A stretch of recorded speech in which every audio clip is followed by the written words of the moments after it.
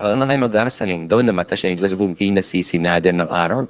Ang hinit at ilaw walang laman sa unang tingin. Pero sa loob ng mga kuweba, may mga natuklasan ito po sa ating mga paraan. Ay mga body na daan-daan o din po mga taon ng tapatado pa o din nakita ng tao. Dahil dito, mas naiintindihan natin kung paano nabuhay ang nakasinaunang tao. Sa video na ito, titingnan natin ang isang kuweba na may mahalagang papel sa ating kasaysayan. Pero bago natin ipagpakiloy ang nagmukhang ng video na ito, malaking bagay na ito sa aming mga content creators. Maraming salamat po. Number 10, ang Dead Sea Scrolls. Noong 1947, isang batang Bedouin shepherd na si Muhammad Edib ang naghagis ng bato sa isang kuweba malapit sa Dead Sea sa Israel. May narinig siyang tunog ng nababasag na palayok. Nang silipin niya ang loob, may nakita siyang mga clay jar na may namang sinaunang mga rolyo ng sulat na nakabalot sa tela. Hindi niya alam na ang simpleng paghagis ng bato na yon ay hahantong sa isa sa pinakamahalagang discovery ng 20th century. Sa mga sumunod na taon, mahigit 900 na sinaunang sulat ang natagpuan mula sa 11 kuweba sa rehiyon ng Qumran. Ang mga ito ay isinulat pa sa pagitan ng 3rd century BCE at 1st century CE. Karamihan ay nakasulat sa Hebreo at ilan sa Aramaic at Greek. May naman itong bahagi ng halos lahat ng libro ng Hebrew Bible maliban sa Book of Esther. Meron din itong mga panalangin, mga patakaran ng grupo at mga sulat tungkol sa katapusan ng mundo. May paniniwala ang ilang scholar na ang mga ito ay ginawa o inipon ng isang Jewish sect na tinatawag na Essenes. Pero may iba na nagsasabing hindi pa ito tiyak. Ang mga rolyo ng sulat ay napakadaling masira dahil gawa sa parchment at papyrus. May isa ring kakaibang rolyo na natagpuan noong 1952 sa ikatlong kuweba sa Qumran. Inawag itong copper scroll dahil gawa ito sa tanso. Nakalista rito ang mga posibleng nakatagong kayamanan sa Judea.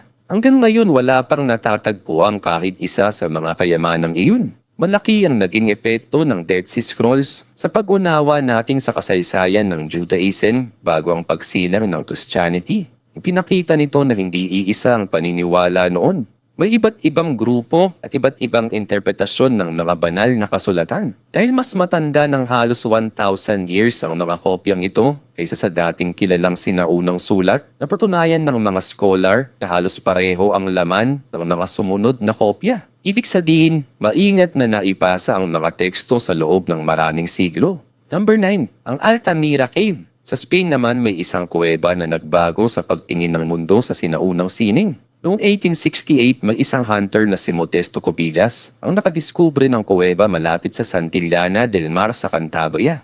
Then noong 1879 lang ito tunay na nakilala. Isang amateur archaeologist ang bumisita sa kuweba kasama ang kanyang batang anak na si Maria. Habang may hawak na lampara, napakinala si Maria at nakita ang nakukulay na larawan sa kisame.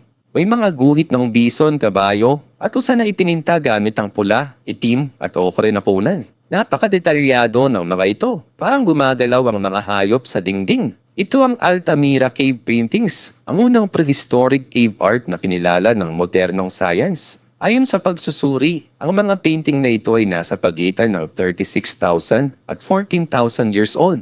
Ang gumawa nito ay ang mga Magdalenians, mga hunter-gatherer na namuhay sa Europe noong panahon ng Ice Age. Sa simpleng kulay at ilaw ng apoy, nakagawa sila ng sining na tumagal ng libu-libong taon. Ang mga kuweba na ito ay paalala na kahit sa napakalayong nakaraan, marunong nang mag-isip, lumikha at mag-iwan ng marka ang tao. Sa dilim ng mga kuweba nagsimula ang ilan sa pinakamahalagang kwento ng ating kasaysayan. Ang mga pintor sa Altamira ay gumamit lang ng natural na materyales, iron oxide para sa pulang kulay, uling para sa itim. Gumawa sila ng simpleng brush mula sa balahibo ng hayop at minsan ay hinihipan nila ang kulay gamit ang buto na may butas sa loob para makagawa ng anino.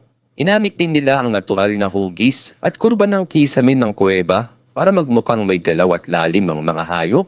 Para kang nakakakita ng gumagalaw na eksena kahit pintura lang ito sa bato. Nang unang ipakita ni Marcelino Sanz de Sautuola ang kanyang natuklasan, maraming European scholar ang hindi naniwala. Ayon sa kanila, hindi pa raw sapat ang talino ng sinaunang tao para gumawa ng ganitong klaseng art. Pero nang may matagpuang kaparehong cave paintings sa France paglipas ng mga taon, napatunayan na totoo ang Altamira. Nakakalungkot lang dahil hindi na nabuhay si Sautuola para makita na tinanggap din ang kanyang discovery. Hindi lang basta magaganda ang mga painting. Isa itong malinaw na patunay ng damdamin at pag-iisip ng tao libu-libong taon na ang nakaraan. May mga diso na lampas 2 meters ang haba na parang magkakasamang tumatakbo sa kisame. May kabayo at wild boar sa paligid nila. Naniniwala ang mga researcher na may kahalagahang ritual o simbolo ang mga larawang ito. Posibleng may kinalaman sa pangangaso o pagkakakilanlan ng grupo. Pero ang eksaktong kahulugan ay hindi pa rin tiyak. Ang malinaw ay alam ng mga artist noon ng kanyo at galaw ng hayop.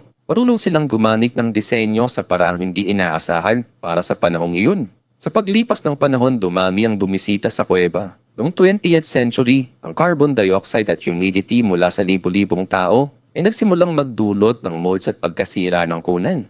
Noong 2001, gumawa ng replika malapit sa orihinal na kuweba para maranasan pa rin ng mga bisita ang sining na hindi napipinsala ang tunay na obra. Ang muling pagkilala sa Altamira ay tuluyang nagbago sa archaeology. Pinatunayan nito na ang mga taong nabuhay mahigit 15,000 years ago ay may kakayahang mag-isip ng malalim, gumamit ng simbolo at lumikha ng sining.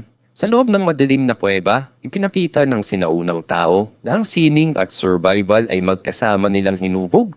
Number 8, ang Petralona Cave. Sa niladang bahagi naman ng Greece malapit sa lugar ng Petralona, may isa pang kuweba na naging napakahalaga sa pag-aaral ng sinaunang tao sa Europe. Noong 1960, may isang shepherd na nakadiskubre ng isang silid sa loob ng limestone hill at nakita ang isang bungo ng tao na nakabaon sa stalagmite. Ang bungo na ito ang tinawag na Petralona Man. Ang simulan ni Greek paleontologist Aris Polianos, ang paghuhukay noong 1960s, mas marami pang ebidensya ang lumabas. May mga buto ng hayop, stone tools at piraso ng uling na nagpapakita na matagal na itong tinitirhan ng tao. Kabilang sa mga natagpuang hayop ang cave bear, leon, rhinoceros at giant deer, mga species na matagal nang wala ngayon. Dahil dito nabuo ang mas malinaw na larawan ng Ice Age ecosystem sa bahaging iyon ng Europe. Ang bungo ng Petralona naman ang naging sentro ng pag-aaral. May makapal itong buto sa ibabaw ng mata, makapal na bungo at malakas na panga. Pero may medyo malaking sukat din ng utak kumpara sa ibang sinaunang uri. Dahil dito nagkaroon ng debate kung ito ba ay Homo erectus o isang maagang anyo ng Homo sapiens. Hanggang ngayon patuloy pa rin ang pag-aaral sa kanya dahil mahalaga siya sa pag-unawa kung paano nag-evolve ang tao sa Europe. Sa mga sumunod na pag-aaral sa Petralona skull, mas lumakas ang ideya na ito ay kabilang sa isang intermediate na uri ng tao na tinatawag ngayon na Homo heidelbergensis. Ikinuturing itong posibleng ninuno ng parehong modernong tao at Neanderthals. Hindi na ding madali ang pag-alam ng eksaktong edad ng bungo. Noong una, hinaya ng mga 70,000 years old ang edad nito. Pero nang gumanit ang mga researcher ng mas modernong paraan ng pagsusuri, lumabas na maaaring nasa pagitan nito ng 200,000 hanggang 350,000 years old. Mainit ang naging debate tungkol dito. Si Aris Polianos na halos buong buhay ay inialay sa pag-aaral ng kuweba ay naniniwalang kumakatawan ng bungo sa isang hiwalay na evolutionary line sa Europe. Karamihan sa mga scholar ngayon ay inilalagay ito sa mas malawak na linya ng Homo heidelbergensis o maagang Neanderthal. Ano man ang tunay na uri nito, malinaw na mahalaga ang fossil na ito dahil mas nakakatulong ito para maintindihan ang sinaunang kasaysayan ng Europe. Ang Petralona ay simbolo ng tuloy-tuloy na presensya ng tao sa Europe sa loob ng daang libong taon. Ipinapakita nito ang panahong natutunan ng sinaunang tao, ang paggamit ng apoy, ang pag-angkop sa matinding lamig ng Ice Age, at ang pagtira sa loob ng kuweba bilang proteksyon. Ito ang mga unang hakbang na humantong sa pagbuo ng mas maayos na pamumuhay ng tao sa hinaharap. Number 7, ang Altin Basic Cave. Sa Southern Turkey naman, isang kuweba na kilala ngayon dahil sa lawa sa ilalim ng lupa at sa mga kakaibang bugis ng bato. Ang Altin Basic Cave ay isa sa pinakamahabang cave system sa rehiyon na umaabot ng mahigit 2,500 meters sa loob ng limestone. Pero bukod sa natural na ganda nito, may mas lumang kwento itong itinatago. Noong late 20th century hanggang early 21st century, may mga pag-aaral na isinagawa sa kuweba. Ito natagpuan ng mga bakas ng sinaunang aktibidad ng tao sa loob ng malalaking silid at sa pagitan ng mga batong nakabitin sa kisame.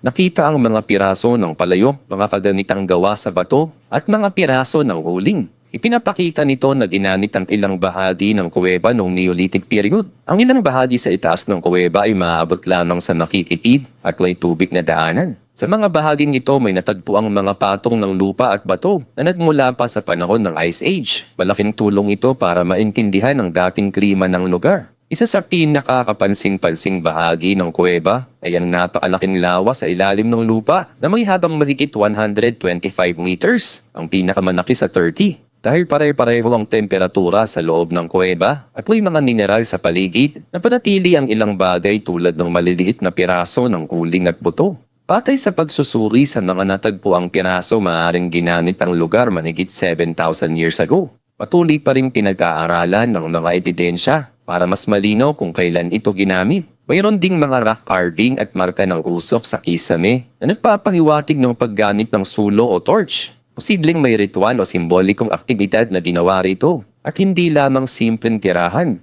Pero maingat ang mga researchers sa pagbibigay ng konklusyon. Hanggat walang sapat na ebidensya, nananatiling bukas ang maraming detalye tungkol sa tunay na gamit ng kuweba noong sinaunang panahon. Ngayon, bahagi na ng isang national park, ang Altin Basic Cave, at paminsan-minsan ay binubuksan ito para sa mga bisita. Hindi man ito kasing sikat ng mga rolyo ng sulat sa Dead Sea, patuloy pa rin itong nandibigay ng mahalagang impormasyon tungkol sa kung paano nabuhay ang mga sinaunang tao sa Anatolia. Taon-taon ay mga bagong pag-aaral na nadadagdag tungkol sa kasaysayan ng rehiyong ito na nasa pagitan ng Europe at Asia. Sa loob ng kuweba, nakikita ang isa sa pinakamalaking lawa sa ilalim ng lupa sa Turkey. At dito pinag-aaralan ng mga researcher ang parehong bato at bakas ng tao mula sa nakaraan. Number 6. Ang Lascaux Cave. Noong September 1940, 4 na teenagers sa France ang naglalakad-lakad lang malapit sa lugar ng Montignac nang matuklasan nila ang isang kuweba. Kasama pa nila ang kanilang aso. Sa loob ng paikot-ikot na limestone corridor, nakita nila ang mga dingding na puno ng nakukulay na painting. May mga kabayo, usa, bison, ibex, at mga simbolo na hindi pa rin malinaw ang ibig sabihin. Halos 17,000 taon na itong hindi nadadanaw bago nila nakita. Ang Lascaux Cave ay mula pa sa huling bahagi ng Ice Age, partikular sa Magdalenian culture. Isa ito sa pinaka-advanced na halimbawa ng Ice Age art na natagpuan. Mahigit 600 painted figures at higit 1,500 engravings ang nasa loob ng kuweba. Gumamit ang mga sinaunang pintor ng mga natural na kulay mula sa bato at lupa. Para sa pula-pulang bato ang ginamit nila. Para sa itim, gumamit sila ng itim na bato at uling. Marunong silang paghaluin ng nakakulay at gumawa ng anino para magmukhang may galaw at lalim ang mga hayop.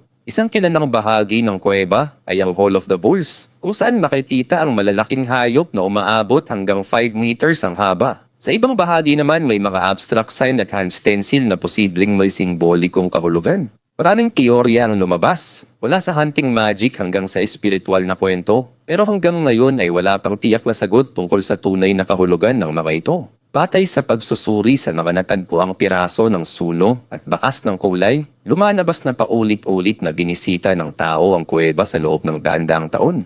May ebidensya rin na gumamit sila ng kahoy na scaffolding para maabot ang matataas na bahagi ng kisame.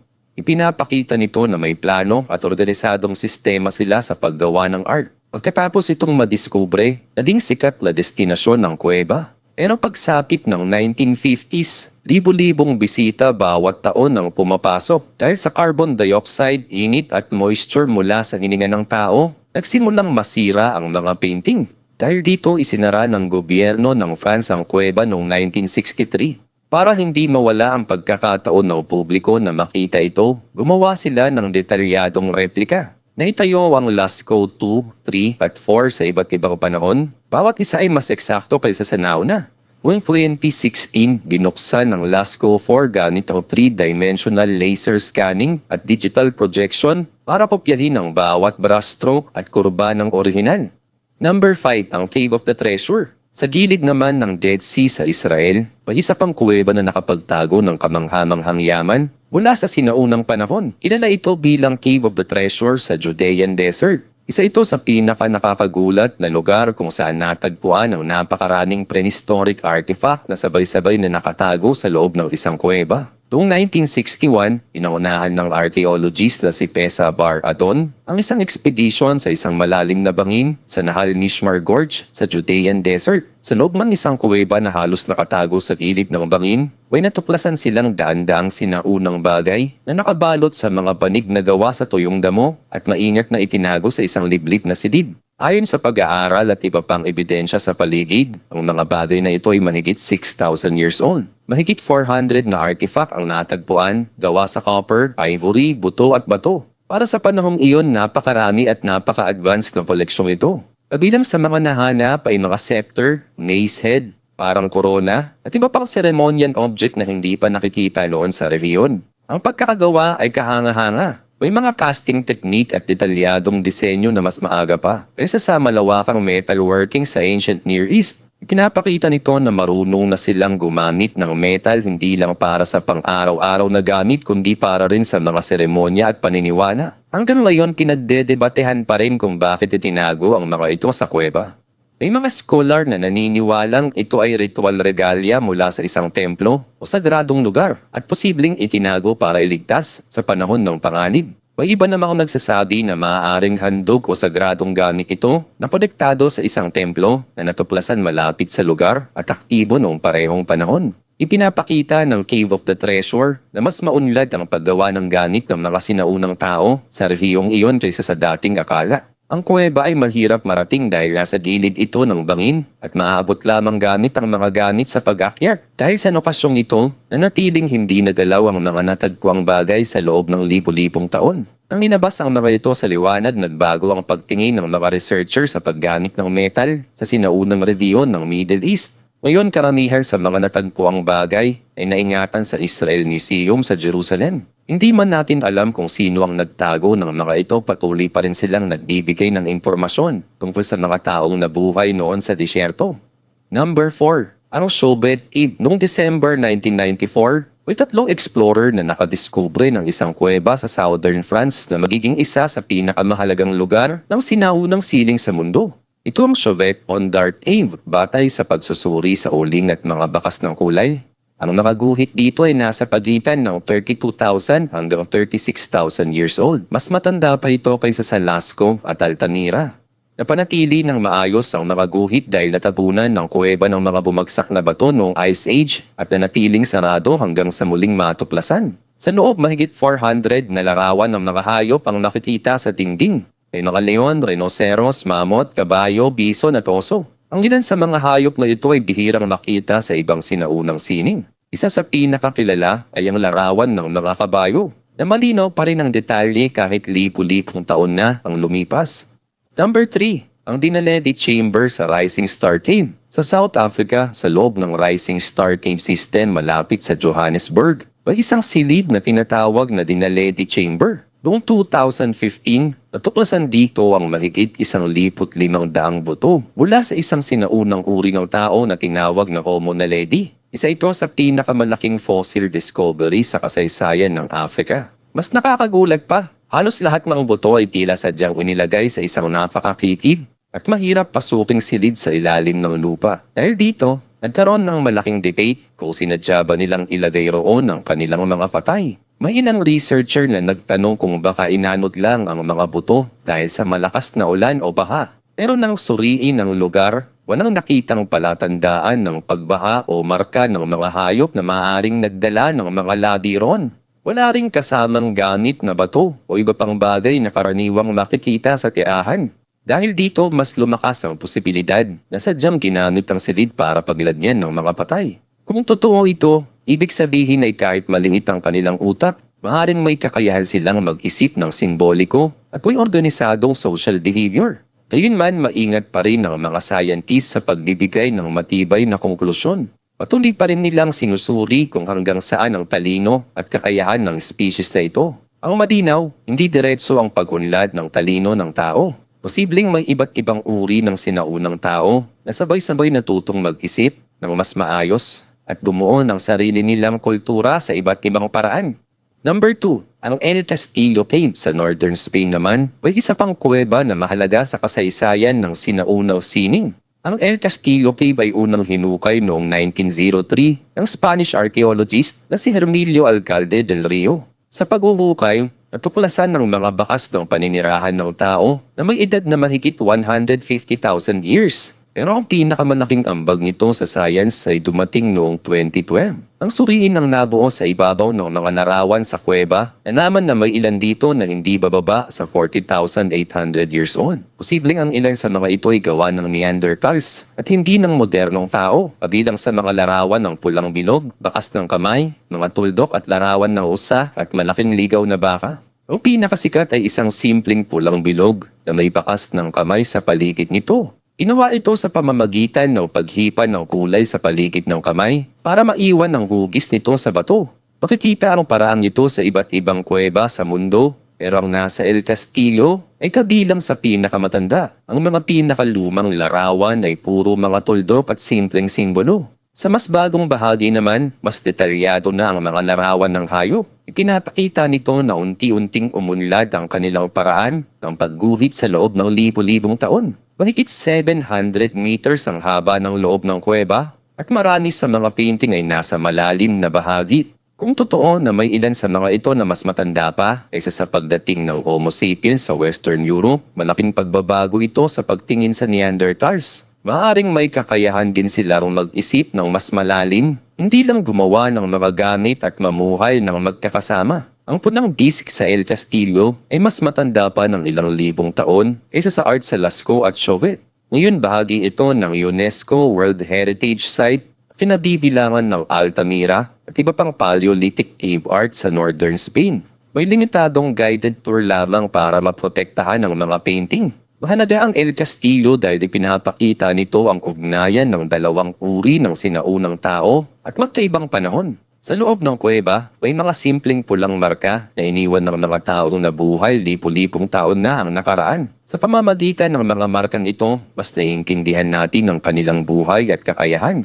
Number 1. Ang Cueva de los Tayos. Sa timog silangang bahagi ng Ecuador, sa paanan ng Amazon Rainforest, may isang malawak na kuweba na kilala bilang Cueva de los Tayos. Isa itong limestone cave system na umaabot ng ilang kilometro sa ilalim ng makapal na gubat. Noong 1960s at 1970s, naging sentro ito ng mga kwento tungkol sa diumano'y misteryosong metal artifact at sinaunang istruktura sa loob. Pero sa paglipas ng panahon, karamihan sa mga kwentong iyon ay napatunayan walang matibay na ebidensya o nanatiling hapa-hapa. Ang pangalan ng kuweba ay mula sa mga tayos o oilbird na isang uri ng ibon na naninirahan sa itaas na bahagi nito. Matagal na itong kilala ng mga indigenous na komunidad sa lugar. Inagamit nila ito bilang lugar ng pagkitipon at kumukuha sila ng mga batang ibon para sa pagkain at para sa tradisyonal na ritual. Noong 1976, nagkaroon ng malaking ekspedisyon na pinaunahan ng gobyerno ng Britain at Ecuador.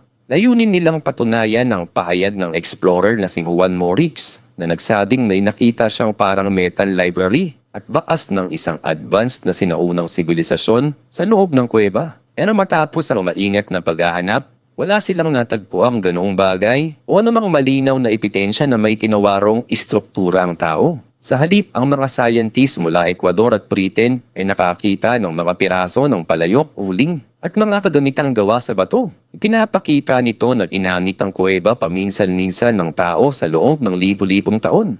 Batay sa pagsusuri, maaaring umabot pa sa 9,000 years ang pinakamaagang paggamit nito. Ang pangunahing pasukan ng kuweba ay may halos 70 meters na diretso pababa bago marating ng malawak na bulwagan at mga daanang hinubog ng sinaunang ilog sa ilalim ng lupa. Sa loob makikita ang mga batong nakadiking sa kisame at mga batong tumuber mula sa sanig na nagbibigay dito ng kahanga-hangang tanawin. Tahanan din ito ng iba't ibang uri ng paniki, insekto at tayos o oilbird. Kaya mahalaga rin ito sa pag-aaral ng mga hayop at kalikasan. Iilan lamang ito sa mga natuklasan sa loob ng mga kuweba sa iba't ibang bahagi ng mundo. Sa pamamagitan ng mga buto, larawan at iba pang ebidensya, mas naiintindihan natin kung paano nabuhay ang mga sinaunang tao at kung saan nagsimula ang ating kasaysayan. Habang patuloy ang pag-aaral, posible na may mas marami pang matuklasan sa hinaharap.